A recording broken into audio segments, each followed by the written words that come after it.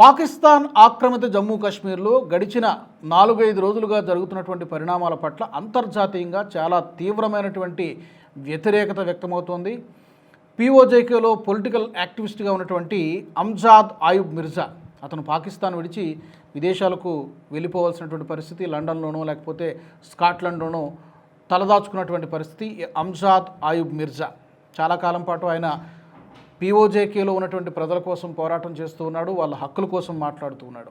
అతను రీసెంట్గా పాకిస్తాన్ ప్రభుత్వాన్ని, పాకిస్తాన్ ఆర్మీని విమర్శించడంతో పాటు అక్కడ జరుగుతున్నటువంటి దౌర్జన్యాలని ప్రశ్నించారు.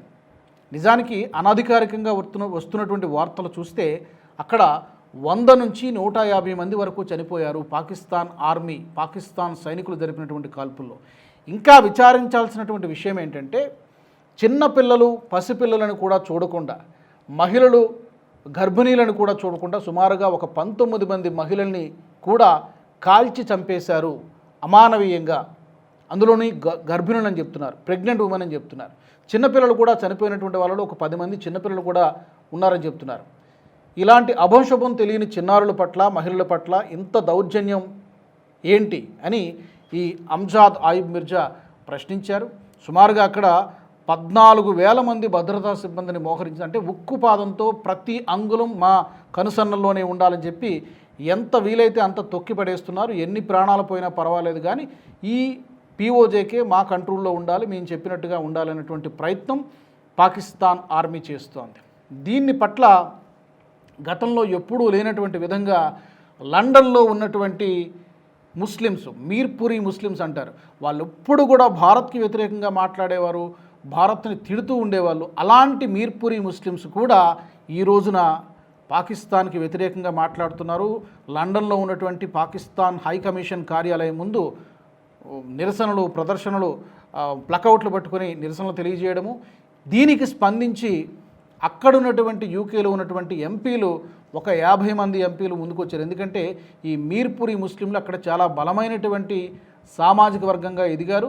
సుమారుగా ఒక 50 మంది ఎంపీల గెలుపు ఓటములను, అంటే ఎన్నికలలో గెలుపు ఓటములను డిసైడ్ చేయగల ఒక బలమైనటువంటి శక్తిగా ఎదిగారు. వాళ్ళు ఈ రోజున పాకిస్తాన్కి వ్యతిరేకంగా మాట్లాడుతున్నారు, పాకిస్తాన్ మిలిటరీకి వ్యతిరేకంగా మాట్లాడుతున్నారు, అసిమ్ మునీర్కి వ్యతిరేకంగా మాట్లాడుతూ ఉన్నారు. వాళ్ళతో పాటు ఈ అమ్జాద్ ఆయుబ్ మిర్జా కూడా రైజ్ చేసినటువంటి కొన్ని క్వశ్చన్స్లో మన దేశంలో ఉన్నటువంటి 2-3 రాజకీయ నాయకులను కూడా ఆయన ప్రశ్నించారు. తరచుగా చాలామంది కశ్మీర్ గురించి మాట్లాడతారు, కశ్మీర్ అంశాన్ని అంతర్జాతీయంగా పరిష్కరించుకోవాలి, మధ్యవర్తిత్వం ఎవరైనా మీడియేటర్ని పిలవండి, అమెరికా పెట్టుకోండి, చైనాను పెట్టుకోండి అని మాట్లాడతారు. ఇక్కడ హక్కుల గురించి మాట్లాడతారు, కశ్మీర్లో ఉండే ప్రజల హక్కుల గురించి మాట్లాడతారు. మరి ఇదే హక్కుల గురించి, మరి ఇదే హక్కులు పీఓజేకేలో ఉన్నటువంటి ప్రజలకు లేవా? వాళ్ళకు మానవ హక్కులు లేవా? ఇంతమందిని నిర్దాక్షిణ్యంగా చంపేస్తూ ఉంటే ఎవరు ఎందుకు మాట్లాడరు? పర్టికులర్గా మన హైదరాబాద్ ఎంపీ అయినటువంటి అసదుద్దీన్ అవైసీ ఎందుకు మౌనంగా ఉన్నారు? ఇంత జరుగుతుంటే కనీసం మరి భారతదేశంలో ఉన్నటువంటి ముస్లింలందరికీ నేనే రిప్రజెంటేటివ్, ప్రతినిధిని చాలా సందర్భాల్లో ఆయన ఆ విధంగా ప్రొజెక్షన్ ఇచ్చుకునేటువంటి లీడర్ ఈ రోజున ఎందుకు మౌనంగా ఉన్నారు? ఎందుకు ఆ ముస్లింల గురించి, ఆ మహిళల గురించి, ఆ చిన్నపిల్లల గురించి ఎందుకు మాట్లాడడం లేదు? ఇక్కడ leader of opposition Rahul Gandhi ఎందుకు మాట్లాడడం లేదు? ఎందుకు మౌనంగా ఉన్నారు? చుప్చాప్గా ఎందుకున్నారు? అక్కడ జమ్మూ కాశ్మీర్లో ఉన్నటువంటి పక్కనే ఉన్నటువంటి ఉమర్ అబ్దుల్లా కరెంట్ సీఎం ఎందుకు మాట్లాడడం లేదు? ఫరూక్ అబ్దుల్లా ప్రీవియస్ అతని తండ్రి, అతను కూడా ఎందుకు మాట్లాడడం లేదు? అంటే కశ్మీర్లో ప్రజల గురించి అయితే ఒకలా చూస్తారు, పీఓజేకేలో ఉన్నటువంటి ప్రజల గురించి అయితే మరొకలాగా చూస్తారు. ఈ మౌనం దేనికి? సెలెక్టివ్ సైలెన్స్ దేనికి అని అమ్జాద్ ఆయుబ్ మిర్జా క్వశ్చన్ చేశారు. నిజానికి ఆయన పాకిస్తాన్ ఆర్మీ టార్గెట్లో ఉన్నారు. ఆయన కనిపిస్తే ఆయన్ని అంతం చేసేటువంటి ప్రయత్నం చాలా రోజులుగా చేస్తున్నారు. కానీ ఆయన లండన్లో ఆశ్రయం పొందుతూ, లేకపోతే స్కాట్లాండ్లోనో ఏదో ఇతర దేశాల్లో ఆశ్రయం పొందుతూ ఉన్నారు. అప్పుడప్పుడు మీడియా ద్వారా పాకిస్తాన్ ప్రభుత్వాన్ని ఆయన క్వశ్చన్ చేస్తూ ఉన్నారు. నిజానికి ఇది భారతదేశ ప్రజల్ని కూడా ఆలోచింపజేసే విధంగానే ఉంది. ఎందుకంటే ఆయన అడిగినటువంటి క్వశ్చన్, ఈ సెలెక్టివ్ సైలెన్స్ ఏంటి? సెలెక్టివ్గా ఎందుకు టార్గెట్ చేస్తున్నారు? అక్కడున్నది మనుషులే, ఎక్కడున్నటువంటి మనుషులే. మరి వీళ్ళపైన ఏదైనా చీమ చిటుక్కుమంటే గగ్గోలు పెట్టేటువంటి నాయకులు, మరి పక్కన అంతమంది చనిపోతూ ఉంటే, 100 మంది చనిపోతూ ఉంటే ఎందుకు మాట్లాడడం లేదనేటువంటిది అమ్జాద్ ఆయుబ్ మిర్జా అడుగుతున్నటువంటి ప్రశ్న. ఇది సహేతుకంగానే కనిపిస్తోందా?